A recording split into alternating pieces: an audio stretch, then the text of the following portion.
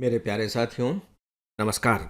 Friends, आज मैं आप सबसे सुप्रीम कोर्ट के एक बहुत ही महत्वपूर्ण डिसीजन से अपने आज के इस व्याख्यान की शुरुआत कर रहा हूं। आप सबके साथ इसे डिस्कस कर रहा हूं।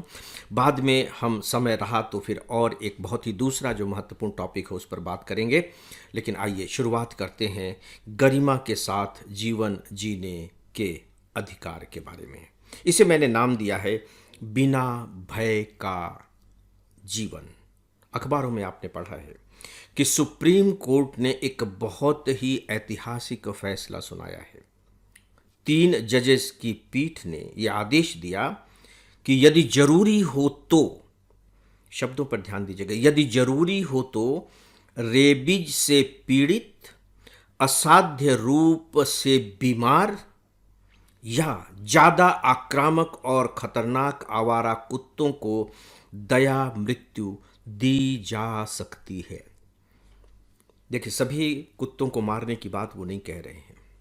उन्होंने 3 तरह के कुत्ते बताए हैं जो रेबीज से पीड़ित हैं, असाध्य रूप से बीमार हैं, जिनकी बीमारी का इलाज अब नहीं रह गया है, और साथ ही जो बहुत ज़्यादा आक्रामक हो गए हैं और खतरनाक हैं, उन्हें मार दिया जाए। दया मृत्यु शब्द का उन्होंने इस्तेमाल किया है। ये नहीं कि आप लेंगे और उन्हें मार देंगे, not at all. Supreme court ने ऐसा आदेश नहीं दिया है।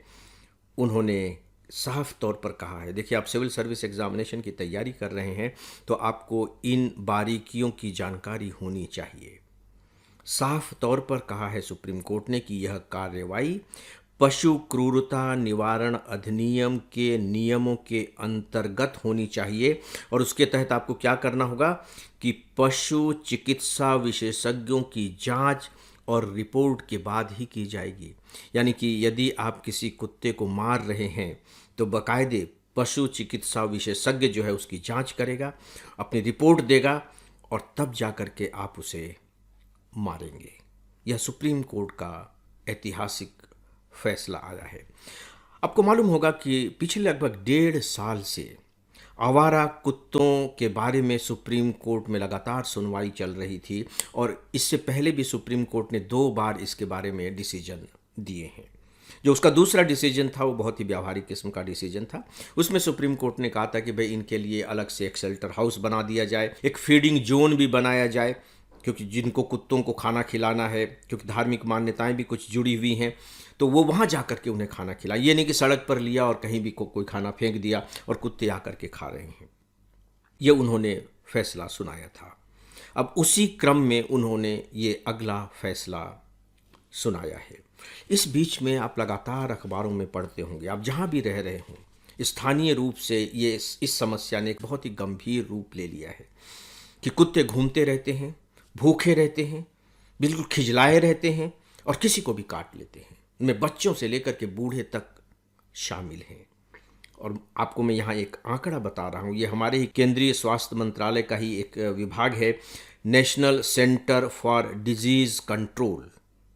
उन्होंने जो आंकड़ा दिया है, बेहतर होगा कि ये आंकड़ा आपको ध्यान में हो। उन्होंने बताया है कि साल भर में देश में करीब 37 लाख केस आए। 37 लाख लोगों को कुत्तों ने काटा। कल्पना करके देखिए, यानी कि औसतन रोजाना लगभग 10,000 लोग कुत्तों के शिकार हो रहे हैं। ये संख्या बहुत बड़ी है, और दुर्भाग्य की बात यह है कि इन शिकार में से ज़्यादातर जो लोग होते हैं वे बच्चे होते हैं। मतलब ये वैज्ञानिक रूप से माना गया है कि कुत्तों के लिए जो सबसे आसान शिकार होता है वो 15 साल से कम उम्र के बच्चे होते हैं, और फिर बुजुर्ग होते हैं। बच्चे भाग नहीं सकते, अपना बचाव नहीं कर सकते। यही स्थिति बुजुर्गों की होती है, और फिर बच्चों की हाइट कम होती है। कुत्ते बड़े आसानी के साथ उनके चेहरे, गर्दन और सिर पर सवार हो सकते हैं, तो उन्हें पकड़ लेते हैं। अब सवाल ये उठता है कि इनका हल क्या हो, क्योंकि ये बहुत गंभीर मुद्दा है। तो इसके हल के रूप में देखिए, सुप्रीम कोर्ट ने एक कौन सी महत्वपूर्ण बात कही है जो कानून से संबंधित है। आपको मालूम है कि जो हमारा अनुच्छेद 21 है मौलिक अधिकार का, वो प्राण और दैहिक स्वतंत्रता का संरक्षण, इसकी बात करता है। प्राण और दैहिक स्वतंत्रता का संरक्षण, संरक्षण शब्द है कि हम अपने प्राण और दैहिक स्वतंत्रता की रक्षा करने के लिए स्वतंत्र हैं। यह हमारा अधिकार है कि हम अपने प्राण की रक्षा करें। अब कुत्ता काट रहा है, अब आप कैसे रक्षा करेंगे? बहुत मुश्किल है। और इसके तहत संविधान में ये लिखा गया है कि किसी व्यक्ति को उसके प्राण या दैहिक स्वतंत्रता से विधि द्वारा स्थापित प्रक्रिया के अनुसार ही वंचित किया जाएगा, अन्यथा नहीं। दोस्तों, ये जो हमारा अनुच्छेद 21 है, मुझे लगता है कि शायद सबसे ज़्यादा एक्टिव और सबसे ज़्यादा व्यापक अनुच्छेद है। सुप्रीम कोर्ट ने यदि किसी अनुच्छेद की सबसे व्यापकता के साथ यदि व्याख्या की है तो वह अनुच्छेद 21 ही है। लगातार इसमें नए नए तथ्य जुड़ते चले गए हैं, क्योंकि जो जीवन की जो स्वतंत्रता है या प्राण की रक्षा का जो अधिकार है, इससे बढ़कर के और कौन सा अधिकार हो सकता है। इसीलिए देखिए, अभी सुप्रीम कोर्ट ने जो अपना डिसीजन दिया है, उस डिसीजन के बारे में सुप्रीम कोर्ट ने क्या कहा है, और इसे आप ध्यान से सुनिएगा। बेहतर होगा कि आप इसे नोट भी कर लें, इस साल के मेंस के लिए भी और अगले साल के प्री और मेंस के लिए भी। फ्रेंड्स, आपके लिए एक उपयोगी सूचना, हमारा फुल ऑनलाइन कोर्स है जिससे ऑप्शनल सब्जेक्ट को छोड़कर हम प्री, मेंस और इंटरव्यू तक की पूरी तैयारी कराते हैं।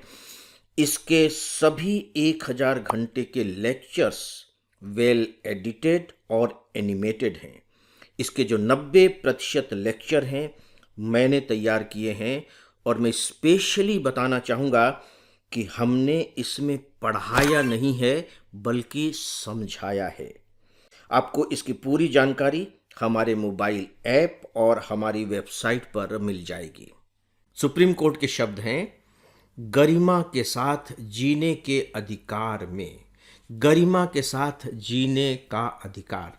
देखिए, अनुच्छेद 21 में सीधे सीधे इसका उल्लेख नहीं है, लेकिन बाकायदे जैसा कि मैंने कहा कि इसकी व्याख्या होती रही है, लगातार इसकी व्याख्या होती रही है, और उस व्याख्या के तहत गरिमा का जीवन यह भी शामिल है।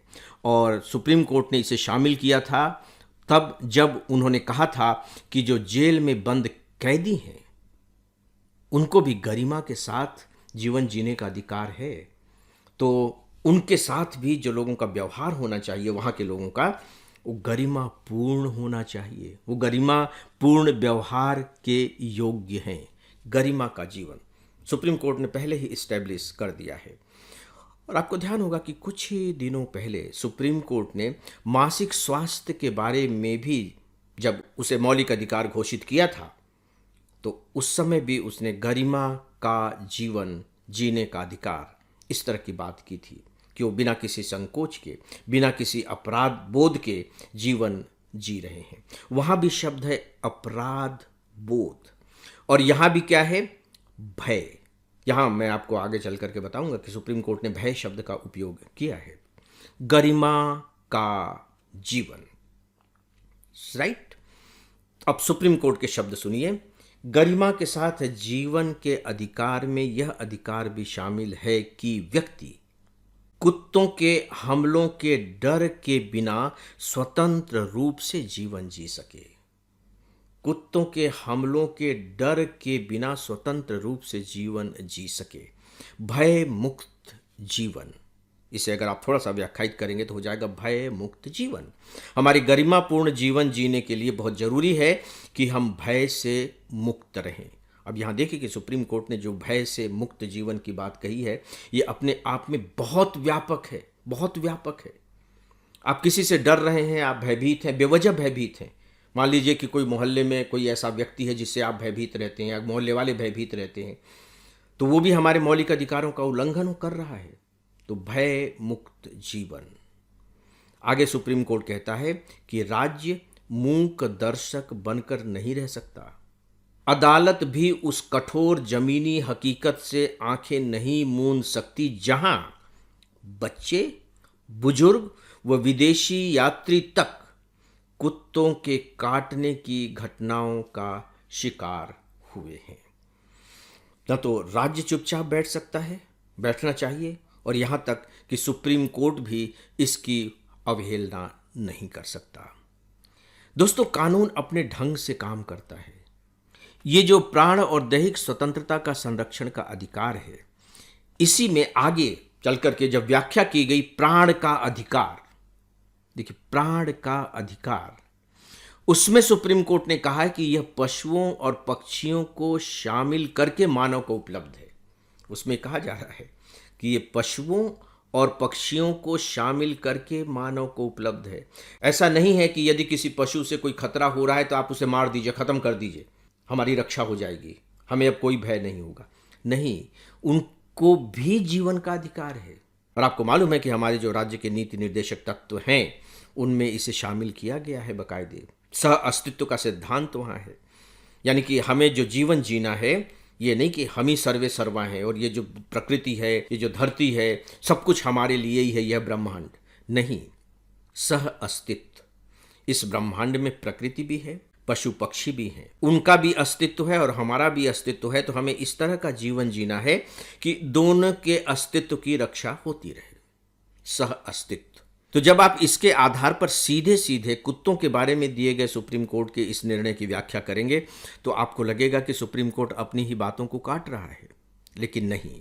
इसीलिए मैंने शुरू में आपको बताया है कि स्थितियां जो सुप्रीम कोर्ट ने बताई हैं कि किन कुत्तों को मारा जा सकता है, नंबर 1, और नंबर 2, किस प्रक्रिया के तहत उन्हें मारा जा सकता है, इसका बाकायदे उल्लेख किया है।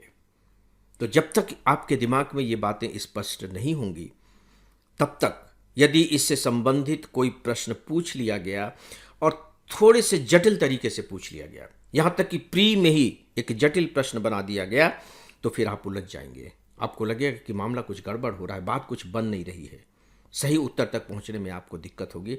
दोस्तों, इसी बात को ध्यान में रख करके मैंने यहाँ इसकी थोड़ी विस्तार के साथ आप सबके लिए व्याख्या की है। फ्रेंड्स, इस विषय पर बस इतना ही, और इसी के साथ ही आज के इस डेली ऑडियो लेक्चर को अब यहीं समाप्त करता हूँ। नमस्कार।